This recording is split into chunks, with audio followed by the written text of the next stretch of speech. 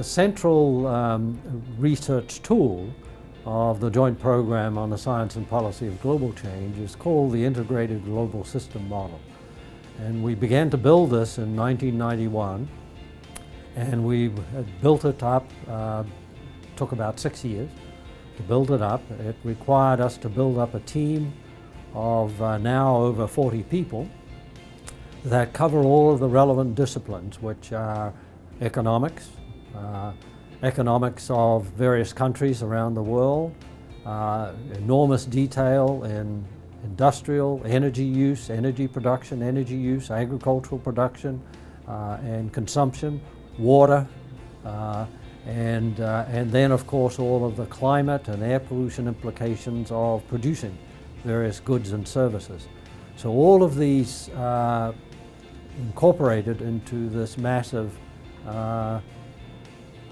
computer model, and it's run on a very big cluster that we have here at MIT, and it is unique in the world in the sense that it resolves all of the big economies of the world.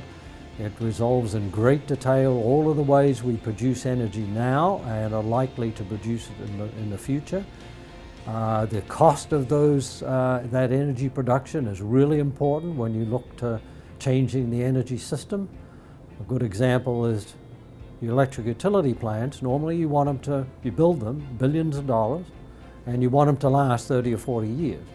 If you take a crash program to replace all the world's electric utility plants in the next 10 years, it's just not economically feasible, and that's what the economists teach us by working with them. You've got to be realistic. You've got to finance the new industry, energy industries as it were. And so you should do that on build it up over time, slowly but surely, in order to keep the costs down.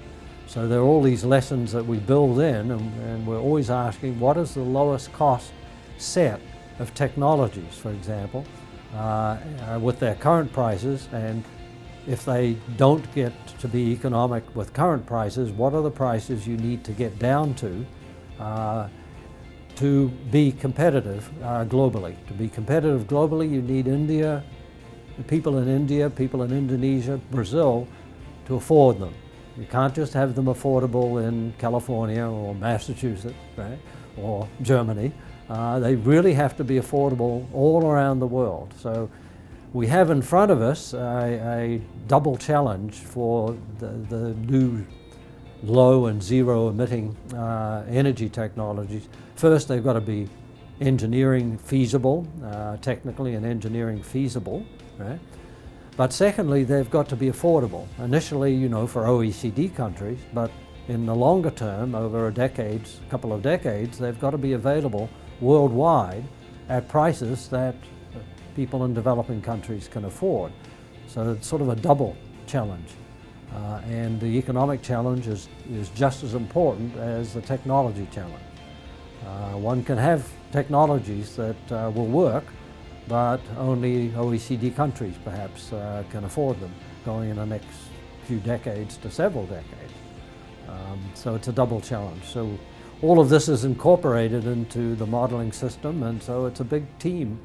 To give you a sense of it, we have research scientists who have their doctoral degree in economics next door to a research scientist that has doctoral degree in climate science and climate modeling, and the economists in economic model.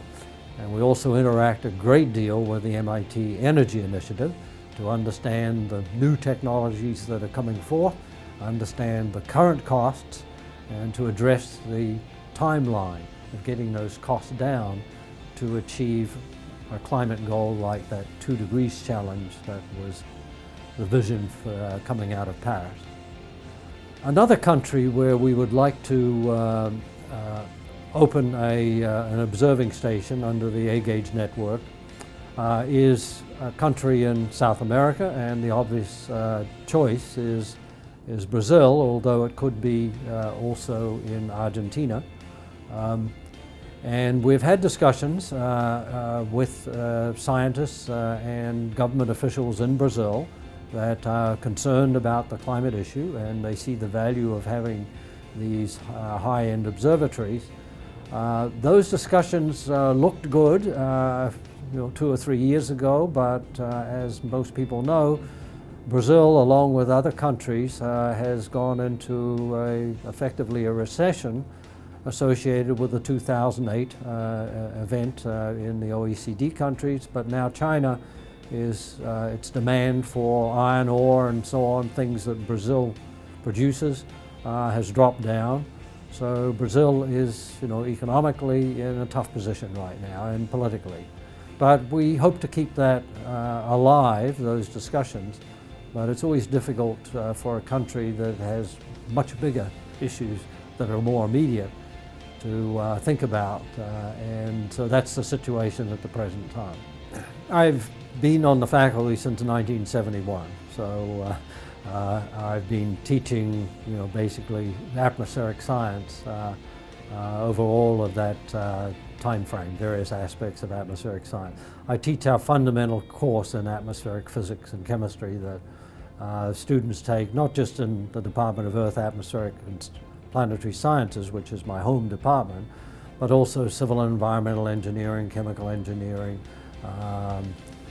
aeronautics and astronautics. They all have interest in the atmosphere, and so that's always a lot of fun. I enjoy teaching. It keeps me with the basic facts always at my fingertips. Sometimes if you don't teach, you sort of know all of the high-end stuff, but sometimes you've sort of forgotten some of the real fundamentals.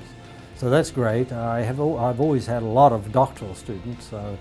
At this point, I've graduated 29 PhDs, and I have 3 current PhD students, including the one, the Rwandan student who's doing his doctoral degree with the observatory in Rwanda.